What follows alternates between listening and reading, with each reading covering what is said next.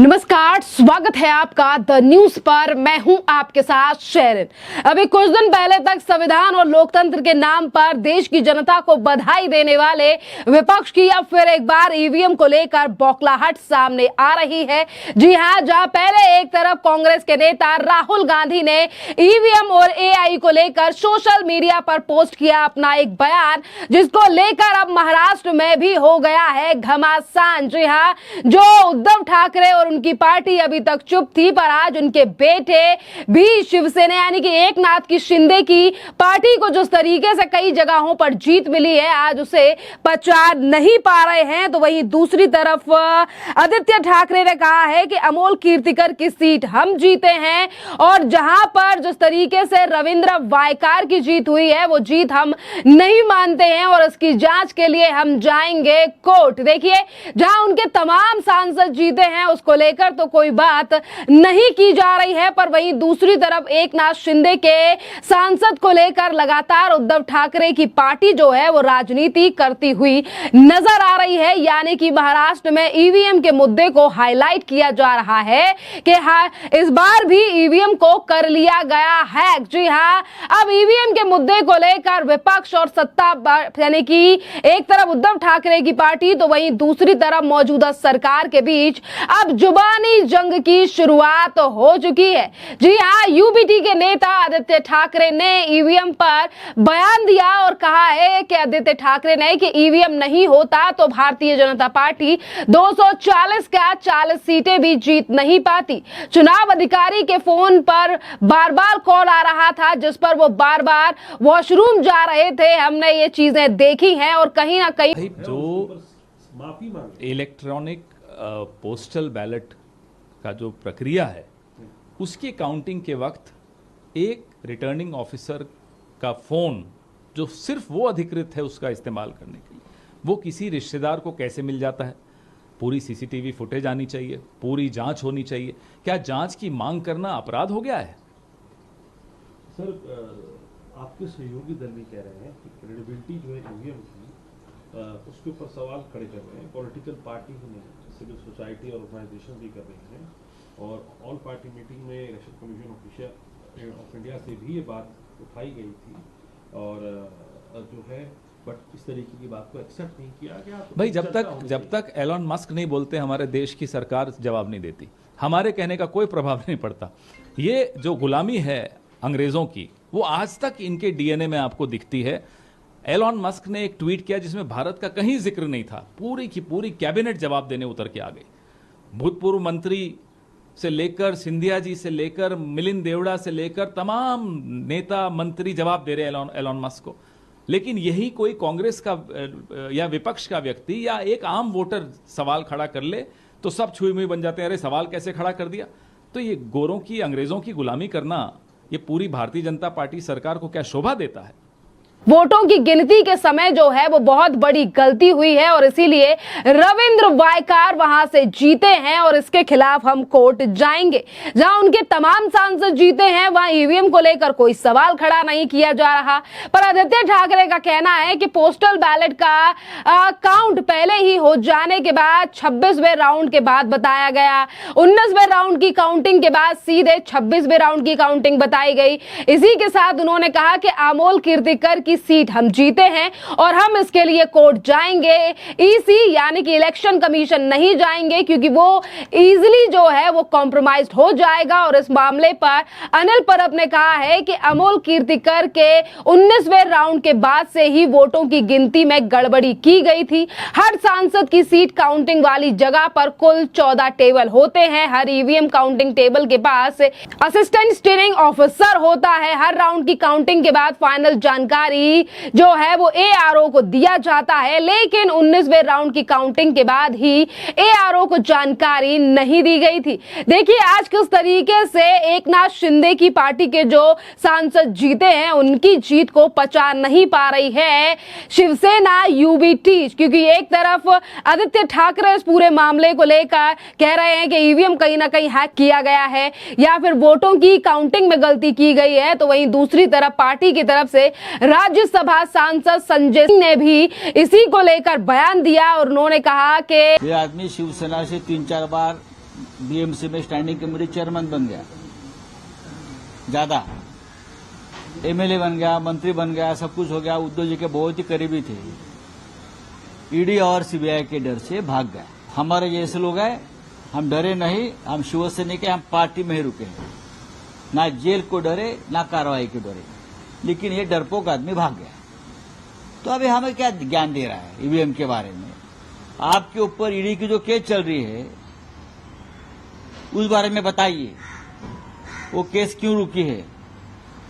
तो ये सब जो है अभी धीरे धीरे पता चलेगा क्या है। हमने ईवीएम के ऊपर आरोप नहीं किया है, हमने सिस्टम के ऊपर आरोप किया है। रिटर्निंग ऑफिसर ने जिस तरह से धोखा किया है उसके ऊपर हमने एविडेंस के साथ आरोप किया है।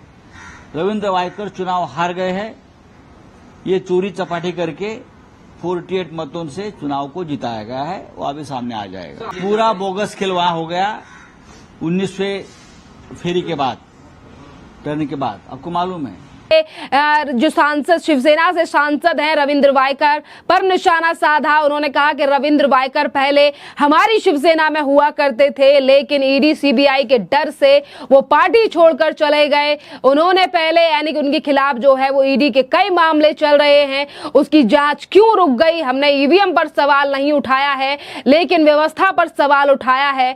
हमने रिटर्निंग ऑफिसर पर सवाल उठाए हैं।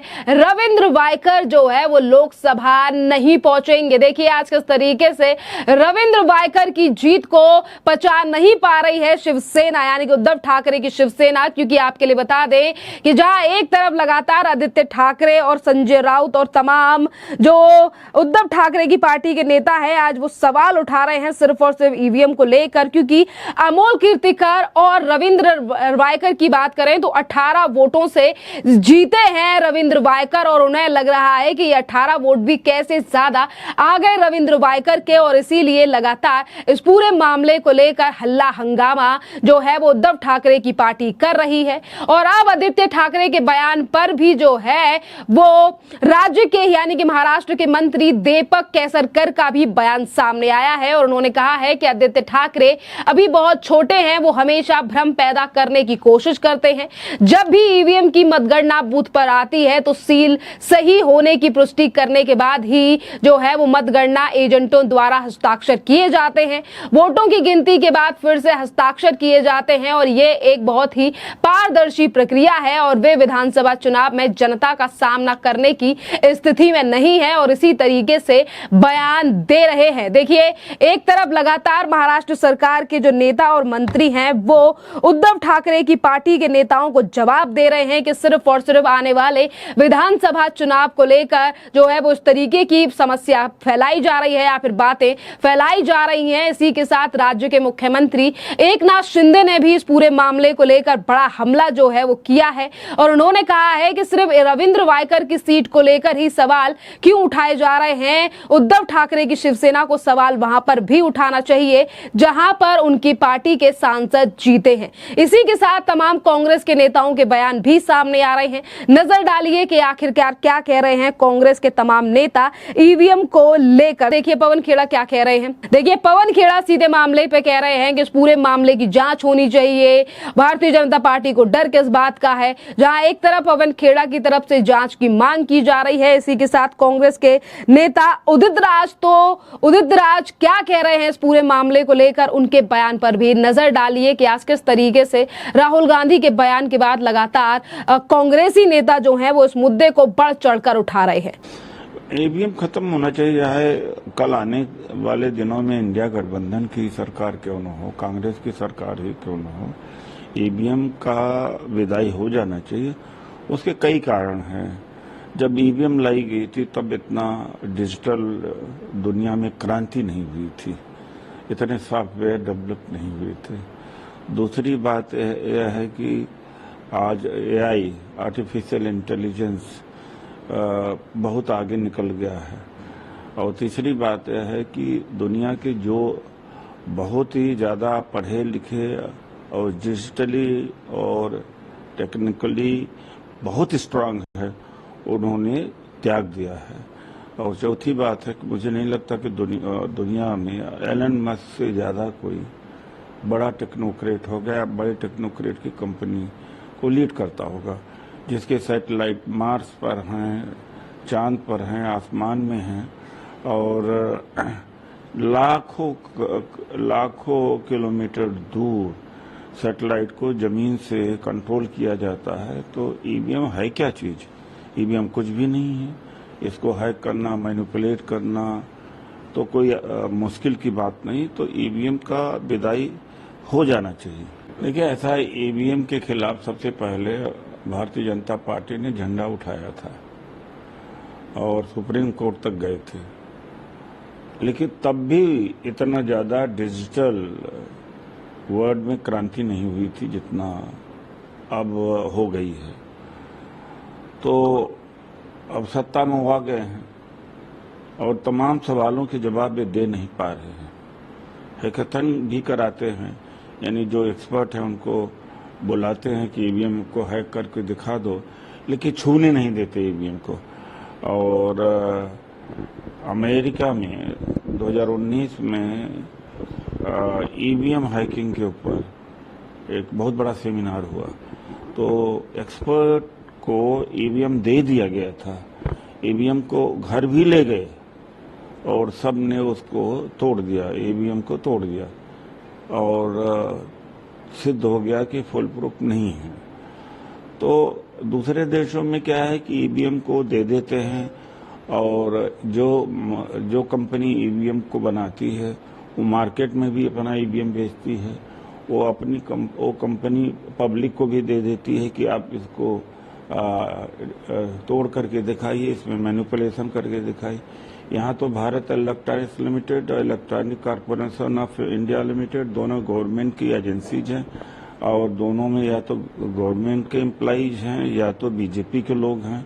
वो तो यहाँ पर तो मिस्ट्री बनी हुई है एक तरह से, कोई किसी को एक्सेस नहीं है, कोई देख नहीं सकता प्रोसेस का। तो ईवीएम को तो हट ही जाना चाहिए। देखिए, उदित राज ने तो सीधे तौर पर कह दिया है कि ईवीएम को जो है वो हटा देना चाहिए सरकार, चाहे हमारी आए आगे चलकर या बीजेपी रहे, पर ईवीएम से तो अब चुनाव होना ही नहीं चाहिए। पहले जब ईवीएम था तो टेक्नोलॉजी और अलग चीजें पहले अलग तरीके का था, पर अब जो है वो सोशल मीडिया काफी ज्यादा आगे बढ़ चुका है, एआई जैसी चीजें आ चुकी हैं, सैटेलाइट को हैक किया जा सकता है, तो फिर ईवीएम क्या चीज है। यानी कि अभी तक ईवीएम पवित्र था, पर फिर एक बार विपक्ष जो है वो अपनी हार को पचा नहीं पा रहा है और इसीलिए ईवीएम के ऊपर क्या सवाल खड़े किए जा रहे हैं, क्योंकि यही सेम सवाल जनता सोशल मीडिया के माध्यम से विपक्षी पार्टियों से अब पूछती हुई नजर आ रही है। खैर, इस पूरे मामले पर आपकी जो भी राय हो आप हमें कमेंट कर जरूर बताइए। धन्यवाद।